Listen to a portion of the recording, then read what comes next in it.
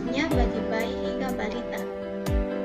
Suatu fenomena pada zaman sekarang ini adalah ketidakmampuan atau ketidaktahuan, bahkan ketidakpedulian terhadap pemenuhan kebutuhan yang memang harus dipenuhi dalam fase pertumbuhan bayi dan balita. Sehingga beberapa kasus penyakit yang diderita pada usia dewasa dapat terjadi pada usia bayi dan balita. Namun, siapa yang disalahkan dalam hal ini?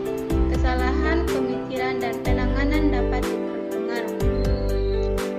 Misalnya saja pada bayi berusia 1-2 tahun yang tidak lagi memperoleh ASI atau air susu ibu dan telah diberikan asupan makanan. Pada masa kanak-kanak tidak menutup kemungkinan anak itu akan lebih berisiko mengendap penyakit MAH daripada seseorang anak yang memperoleh asupan makanan pada usia yang tepat. Materi yang pertama yaitu tujuan pemberian nutrisi pada bayi dan balita. Adapun tujuan dari pemberian nutrisi pada bayi dan balita ini adalah sebagai berikut.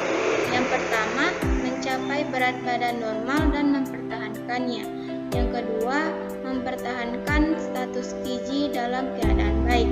Yang ketiga, menyediakan zat gizi untuk menjamin tubuh kembang dan meningkatkan daya tubuh terhadap infeksi. Dan yang terakhir, membina kebiasaan memakan makanan yang baik, menumbuhkan pengetahuan tentang makan dan makanan yang baik pada anak. Materi yang kedua yaitu faktor-faktor yang berpengaruh terhadap keadaan nutrisi pada bayi dan balita.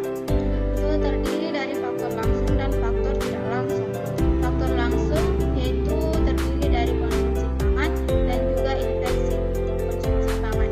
Penilaian konsumsi pangan rumah tangga atau secara perorangan merupakan cara pengamatan langsung yang dapat menggambarkan pola konsumsi penduduk daerah, golongan sosial ekonomi, dan sosial budaya.